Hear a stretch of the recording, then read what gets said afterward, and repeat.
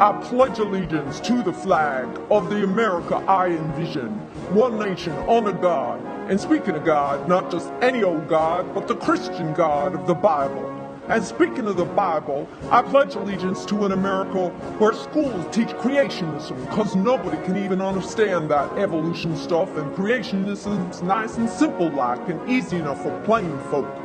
And speaking of plain folk, I pledge allegiance to an America that don't believe in no fancy gay marriage stuff. After all, tying the knot's only natural between a man and a woman. And speaking of women, I pledge allegiance to an America that takes away the so-called right of women to have an abortion. Cause if they got themselves pregnant, well then, like it or lump it, they shouldn't have no choice in the matter. And speaking of choice, I pledge allegiance to a country that gives the richest people the biggest tax breaks so they can choose to put their money to good use buying politicians and favors from regulators.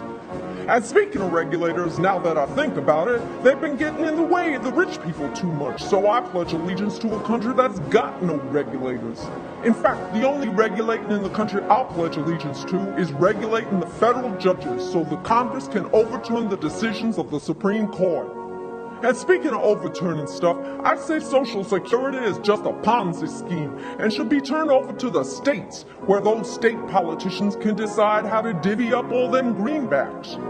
So like I was saying, I pledge allegiance to the flag of an America I envision, and that you'll get lickety-split if I'm voted into the White House. And don't you think I'd look more natural sitting in the Oval Office than that Obama guy?